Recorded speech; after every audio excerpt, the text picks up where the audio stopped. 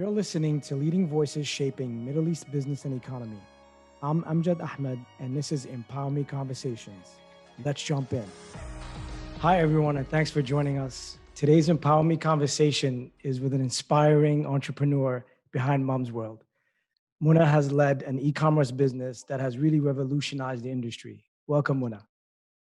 Thank you for having me. It's a pleasure. Muna, I want to start by understanding your journey a bit. And really, I want to understand that point where you decided to stop working for someone else and to jump into entrepreneurship. What spurred that? What made you want to do that? So I started my career in traditional FMCG marketing. My first job was in Cincinnati, Ohio with Procter and Gamble. I started with them fresh out of college. I was 20-year-old and eager to learn and eager to grow. After P&G, I moved to Johnson and Johnson. So I moved from the US to Europe. And I spent many years learning about building customer-centric leading global brands. And so that's something that always interested me. In the year 2000, I got a fateful call from my brother, who's a serial entrepreneur. He had just exited his first startup successfully, and he had an idea. And he wanted to revolutionize recruitment in the Arab world. And back in 2000, connecting job seekers and employers was very difficult. If you were living in one country and wanted a job in another, the connections of employers and job seekers was practically non-existent. And internet penetration back then was less than 2%. So internet was not the enabler. But Rabia wanted to change that, and he wanted to use the digital enabler to better connect job seekers and employers. And he called me one afternoon and he said, would you like to come and join me? Use your brand building skills to do that. As I looked outside at the Swiss Alps and the cow in the meadows and heaven that I used to every day say, I am blessed, I thought to myself, why would I leave this wonderful career progression, a beautiful country, and move back to the Middle East to do something that's very high risk at a time that is very wrong with people I don't know other than my brother. We know that can be very persuasive. Yes. I guess as with many entrepreneurs, and certainly with me, I was compelled with the ecosystem impact story. And I knew that I always wanted to be part of stories that were about changing things to the positive, turning the needle in an ecosystem and that is home to me, an ecosystem that I love. And I felt that it was time, because the opportunity presented itself for me to use the skills that I had learned and I had built over the years to come back to the region and give back. And that was in 2000, and the rest is history. So we've seen that young Arabs are starting to have more intent to start businesses, but it still has a long way to go. Why do you think that is, and what is it going to take to change? So there are a couple of things that are really necessary, three things I would say that are necessary to take that leap of faith for a new business, at least from my perspective. The first one is, who are you rubbing shoulders with, who would do this with you or can actually support you? So that it might not be a partner, but a supporter, a counselor, an advisor who can be by your side. And for me, it was Rabia at the time. So that was one of my tipping points. The other one is capital. At the end of the day, businesses don't grow without capital. So you need that initial access to capital. And we were fortunate that we were able to raise that initial capital. That's the second. And the third one ultimately is, your risk appetite. And at different stages of your life and your kind of family status quo, your risk for appetite changes. At the time, I was single. I was surrounded by super smart people that I trusted and I relied on. And we were fortunate that we had access to initial seed capital. So for all these points, and from a risk perspective, I consider myself to be I will take decided risk based on, again, access to the things that are important to push a business forward. And it's interesting because you started the business at a time where entrepreneurship wasn't as fashionable. So Yes. the ecosystem has developed significantly by now. what can you tell us between the differences that you've seen? Because you've seen really from the beginning till Yeah. now. How do you see it? So entrepreneurship today has become almost the flavor of the decade. Everyone is an entrepreneur. It certainly has evolved because success breeds success, or success breeds ecosystem courage. So when you see successful stories, as we have seen globally and regionally, want to be entrepreneurs who have great ideas and have these fundamentals, find that courage to take the leap of faith. When I look at Bait and Mumzworld, things have come a long way. And when I look at the start of Mumzworld in 2011 to now, things have changed radically.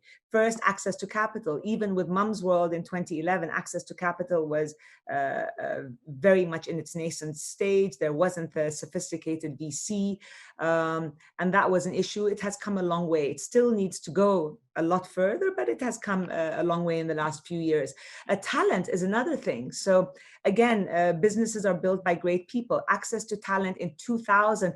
We used to say back then in 2000 that all the smart, talented Middle Easterners were leaving, studying in the best universities, getting the best experience, and not coming back for this perceived lack of opportunity. The reality is this region is filled with opportunity. And we've seen that shift over time. So talent now is more and more coming back to the region, understanding that this is a great opportunity ecosystem. The third one is the general DNA of the region. You've seen the UAE, how it's radically shifted. You've seen Saudi recently. The DNA of the region is moving towards an entrepreneurial DNA. And in that, there's an element of contagious. So if they're doing it, if I see this revolution around me, I want to be part of it. Well, that's Yes, what absolutely. And, we couldn't agree with you more. I mean, we launched this empowerME initiative at the Atlantic Council because we felt that this was overlooked, that there was a lot of opportunity in the Middle East. And we talk too much about security and energy, and we don't talk about other things. Take you, for example. I mean, you've built a really tremendous company over the last few years.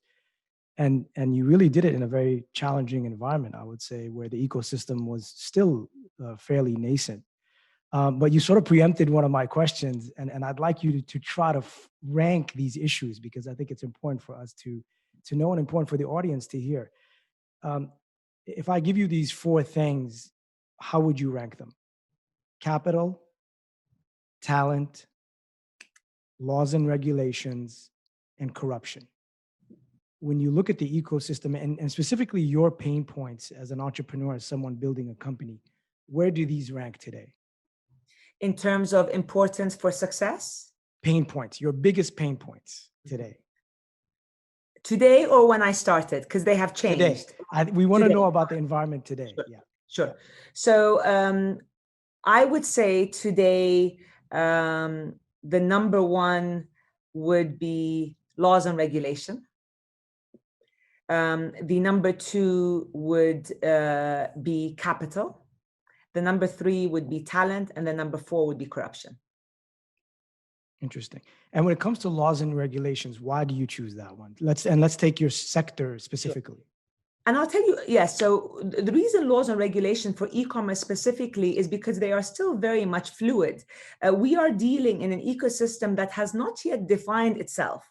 What should and should not be done, what can and cannot be done. Every other day when we ship products to Saudi or within Saudi, we hear of a different law that has been passed that impacts ultimately how we are trading. Similarly in the UAE. Licenses, I mean, you heard a few weeks ago about the license regulation in the UAE. All of that impacts us.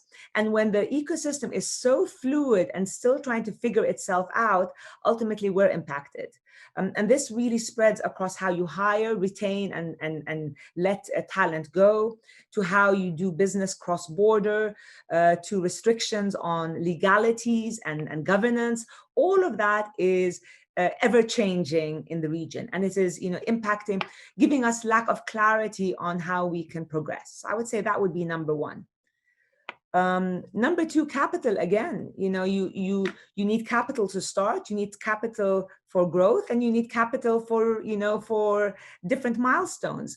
While capital has come a long way, it is still nowhere near where it needs to be for various reasons.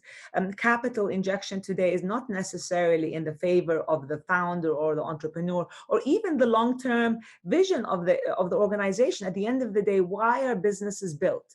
Businesses are built to create intrinsic value that gives a company the ability to scale and be sustainable and stand the test of time. So we are, as founders and entrepreneurs, we're really looking for the long term.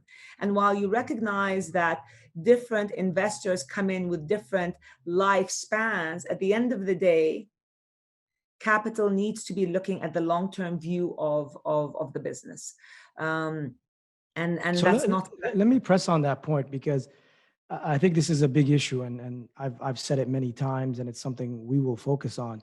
Um, you know, scale capital in the region is lacking, and as you know, we don't have enough players even in the venture capital space to make it a competitive environment, which would probably be better off for the entrepreneur. Why do you think that is? What do you think is driving that? I think this region is a region that kind of searches and reapplies. This is my personal view: searches and reapplies global benchmarks and global trends. I think there has been historically more emphasis and perhaps faith in global stories as opposed to regional stories. And the reason for that is there weren't many regional success stories. So now that the ecosystem is evolving and you have this rise of this new generation of entrepreneurs with great ideas, you'll find capital or the VC beginning to understand the need to now look locally as opposed to just internationally. Risk aversion to this part of the world. And again, it comes back to also the laws and regulations. So e-commerce, when we started raising capital for e-commerce 7-8 years ago, the general consensus was e-commerce is a fad that is going to plateau very soon, and brick and mortar is the future. That was the narrative we were hearing. We all see that that is not the case. So again, as the ecosystem shifts, the comfort level, I think, will shift, and success stories. We need more success stories. Agreed. And what impacts your scalability more at this stage in terms of challenge? Is it the capital or is it the laws and regulations? I would say the capital. So the laws and regulations, you can work around it. Exactly. Capital, certainly, and talent. Look, capital and talent. You have great talent that has the DNA of entrepreneurship, of disruption, of doing more with less. The 9-to-5 traditional job is no longer, we're not working a 9-to-5 traditional job. If you have that mindset of talent and you can acquire these people and you keep them with you long term, and you have the capital, you can create magic. So these two are the drivers for growth. Right, absolutely. And coming to talent, one of our focus areas is women's participation in the economy and increasing it substantially. Unfortunately, the Middle East is not very high when it comes to women's participation across the board. And our goal is really not just about putting them in the workplace, but more so in leadership positions, whether it's the board, whether it's the C-suite. What have you done at Mumzworld proactively to sort of change this? Because I know you have quite a bit of women working in your workforce. Women represent 50% of the population. So, and for our business in particular, as a brand that's out to empower mothers to make the most informed decisions for their families, we're here to build the largest mother, baby, and child company in the Arab world. And in order to do that in the most impactful way, obviously, you need super smart men, and you need the psychographics of that consumer that you're trying to shift or trying to address the pain point for, and that's the women. We've done a lot on that front. The first thing is early on, post our A round, we held a women-only fundraise where the objective was to drive women investors. They didn't have to be, in fact, we didn't necessarily want traditional VCs. We wanted the mom who used to work and is now at home choosing to take care of her children. We wanted the doctor who felt that she can add value, the VC who can add value.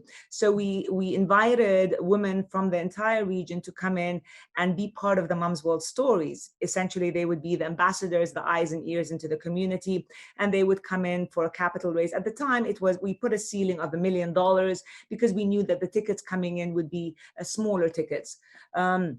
The interest we got was tremendous. We got a handful of women who came in, and they were very diverse. Many of these women are still with us, and they are our biggest advocates and our biggest voice to the consumer. So this is one thing that we did. And the women feel that they're part of this growing story of the ecosystem. The other thing that we did is our hiring process is really a merit. We find that today our head of technology is a woman because she has the skills, the know-how, and the insights to drive that department. Our head of logistics inbound, which is traditionally a male-dominated job, is a woman. Our co-founder was the one who launched Saudi at a time when no woman was in Saudi e-commerce, and certainly not in the supply chain, was a woman. Our head of customer experience is a woman. So yes, we have women across a lot of our leadership positions.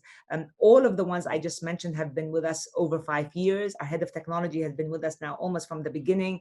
And they are part of kind of this evolving story. And the last thing is, Mumzworld is not only a transactional website, we really are a community. Today we have access to a lot of mothers, and we have a community of mothers who are the ambassadors. Today we have over roughly 500 what we call our influencers, our panelists, our community voice.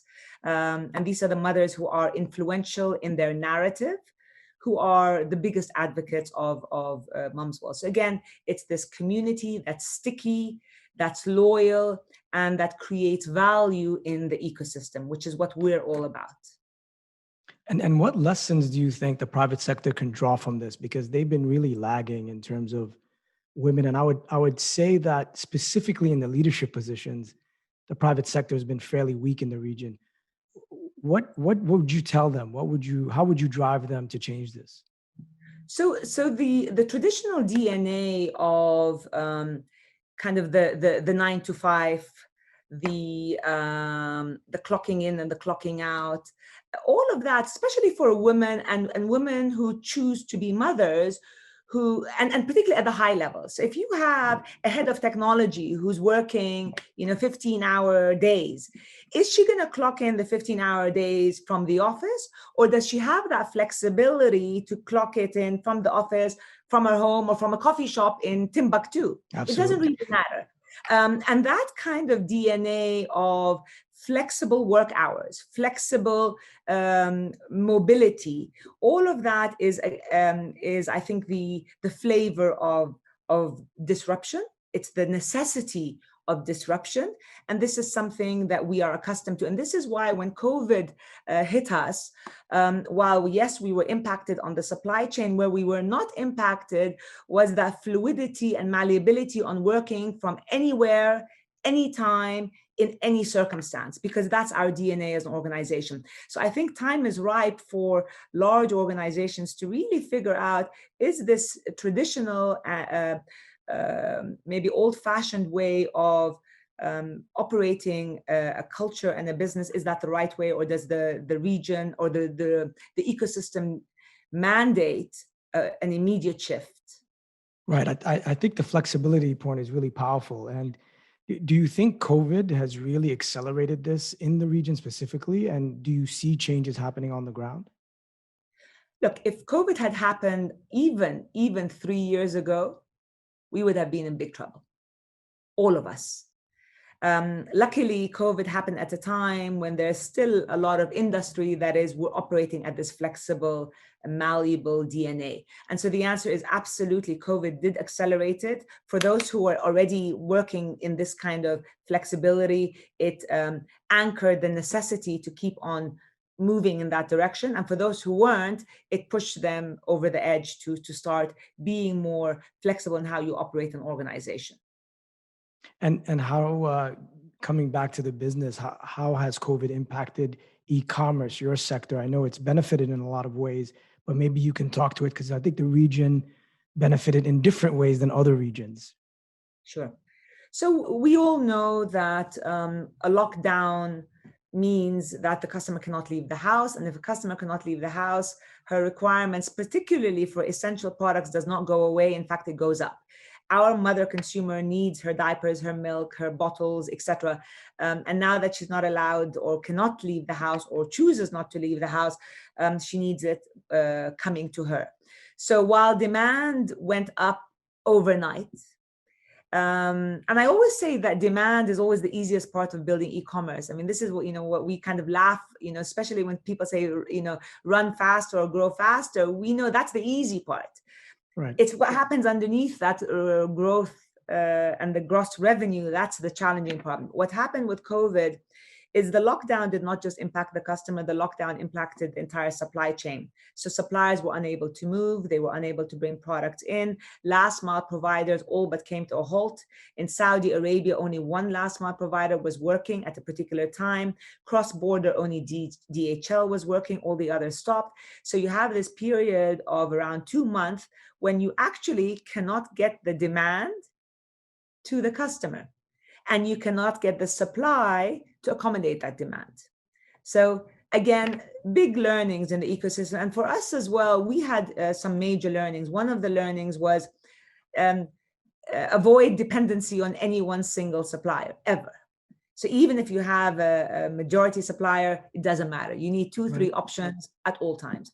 The other one was last mile. Again, don't give your bread and butter, all of it, to someone else. You need to have control over it. So that's something that also mobilized action from our part. And the third one was, again, the talent mobilization, the importance to know that we really do need to institutionalize the work from home and work from office operation to allow us the controls that are needed, yet the flexibility that's necessary. So you've seen this sort of acceleration of trend now with more and more people trusting to go online and trusting to pay online. Where do you see e-commerce going from here in the region? So look, we pre-March 2020, the general consensus was customers in Saudi will never pay credit card. They will only pay cash on delivery. That was the general consensus. And the general consensus is you will kill your business if you actually go just credit card. Now, back then, so in February of 2020, we had 50-50. 50% of our sales were credit card and 50% were cash on delivery. So when we switched off cash on delivery because of COVID, we braced ourselves to a business that was going to skyrocket down. The reverse happened.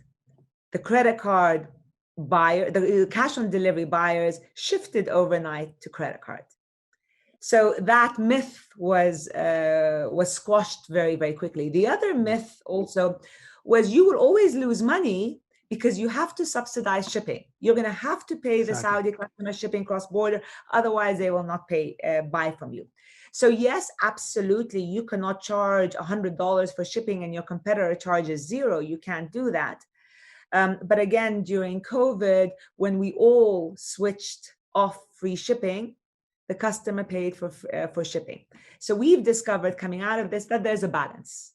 You don't have to give the customer full shipping, but there's a balance. So again, all of these are learning. So the net learning is E-commerce is here to stay. The trend of demand has gone up significantly and it's only going up higher. M-commerce is the future. Customers are talking to their phones and getting their orders. They're clicking on their subscription and getting their orders. And that is the wave of the future. The brands that are succeeding are the brands that have unfair advantages across the entire supply chain, from the catalog exclusivity to private label to pricing and to customer-centric experience. If you can win on these metrics, then the brand ultimately can not only win the customer, but be profitable, scalable, and sustainable.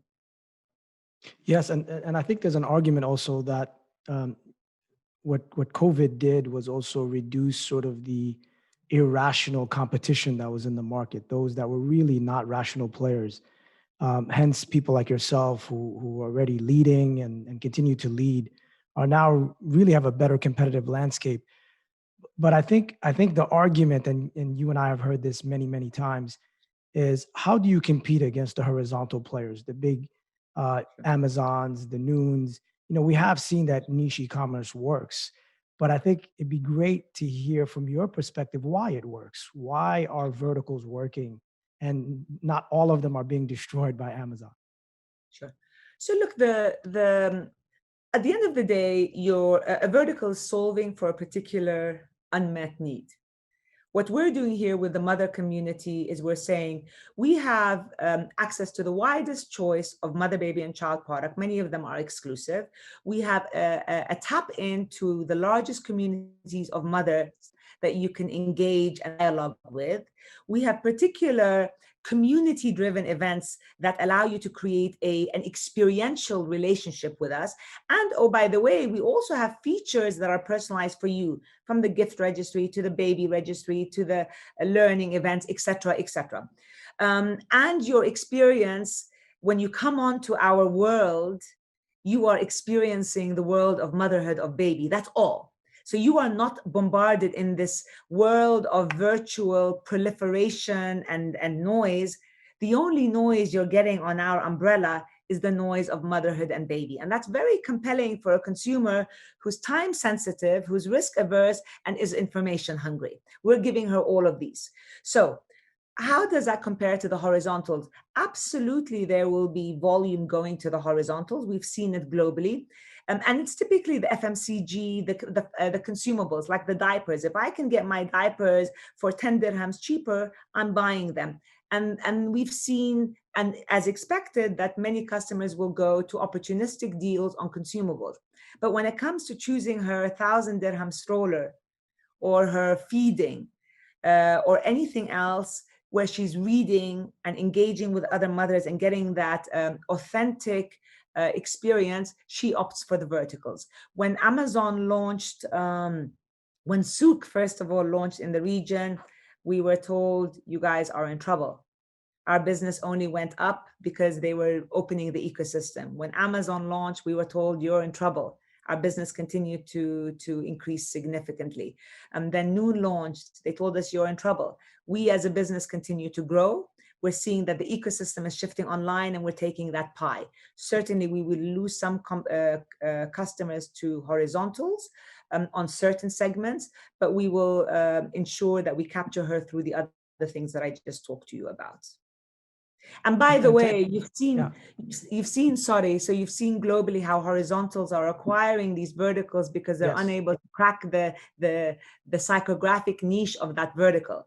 So No, I'm not going absolutely. to a Absolutely. mall. I'm going to, the horizontal is the mall, as opposed to going to that specialized shop that's giving me everything I need under one umbrella only. No, absolutely. I think what makes Mumzworld really powerful is the community, right? The community of mothers who are super engaged. I mean, you see it across the platform.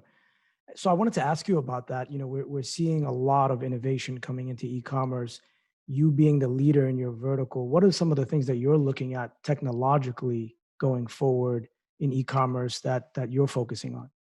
Sure. So gone are the days that you are mass reaching customers. Gone are the days that you are segmenting per segment. The world of today is the personalization to the power of one.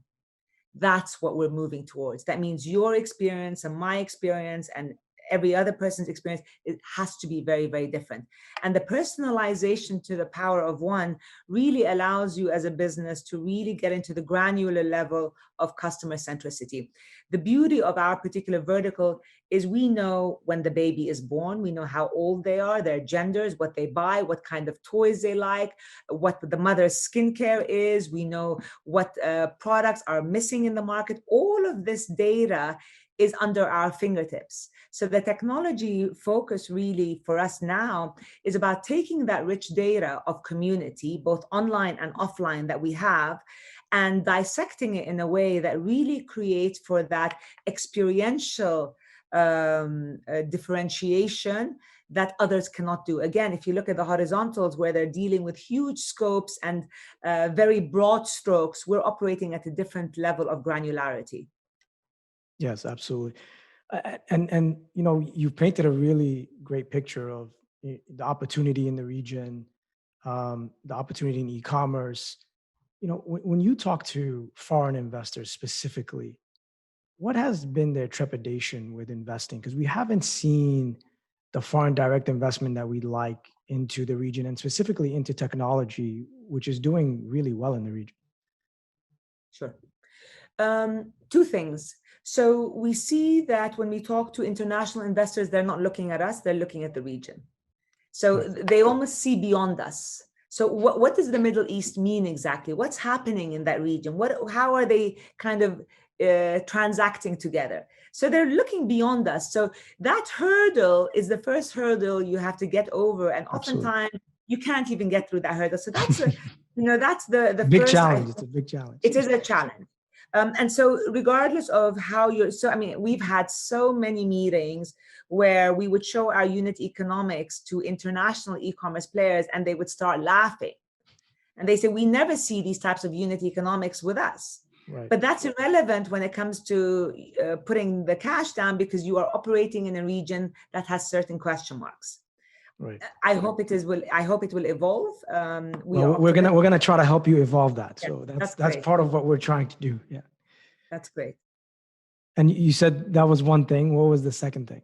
So it's the ecosystem. The other thing is we found a lot of kind of search and reapply models in this part of the world, and the lack of Right. kind of true disruption and authenticity.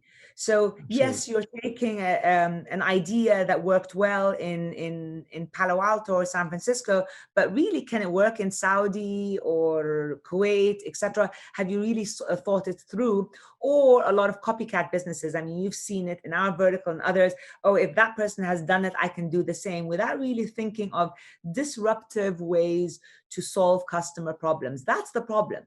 And Right. so we're seeing now shifts of that. I hope Mumzworld has demonstrated that kind of disruptive way of thinking. We saw missing need gaps for the mother consumer in this part of the world. We knew how they are unique to the rest of the world. We knew how the Saudi customer, who was not mobile at the time, what she was facing. And we set out to solve these needs that were regional centric.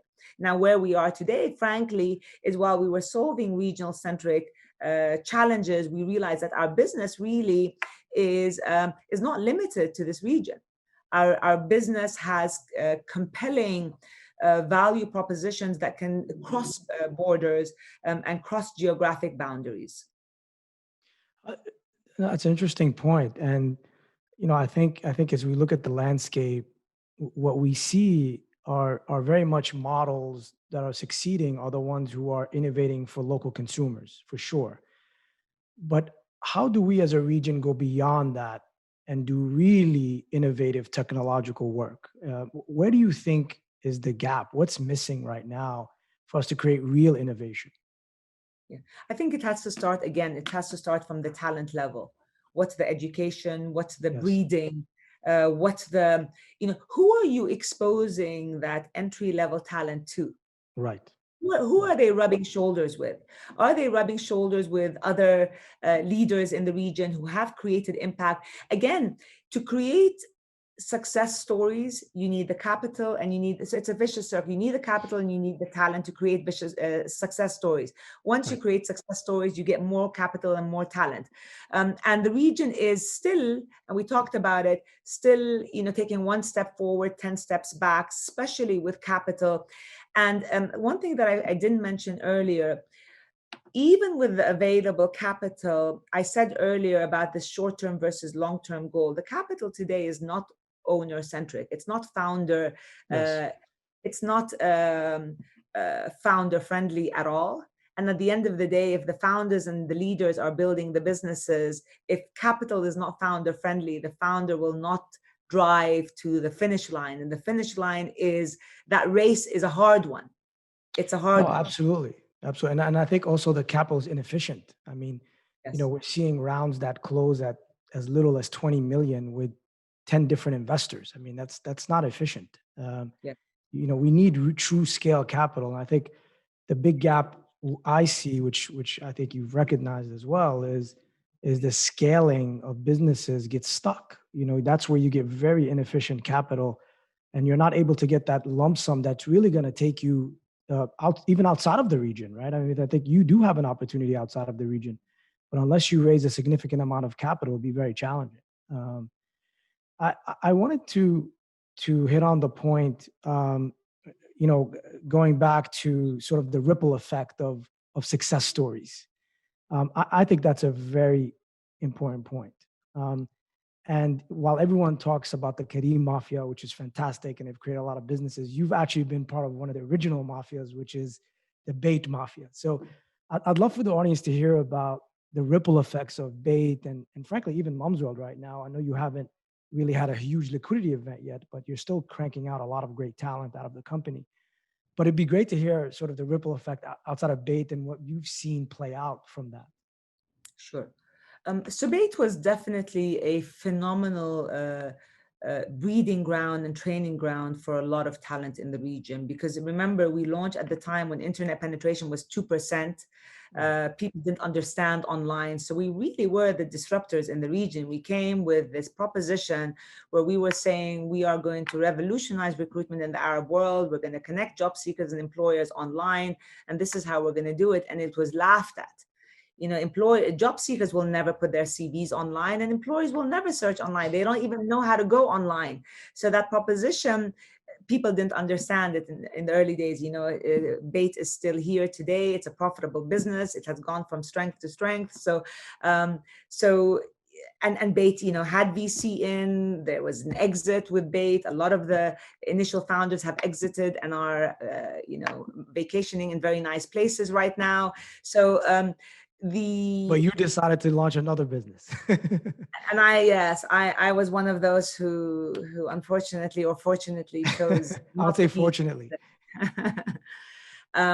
So yes, Bait certainly was that initial training ground, and frankly, for me personally, Bait also, the experience with Bait did give me the courage to kind of really jump off and build Mumzworld at a time when e-commerce was very much in its nascent stage. And by the way, e-commerce compared to a service business of jobs platform is much more difficult, because you have a lot of enablers that have to be operational in the ecosystem for you to be successful.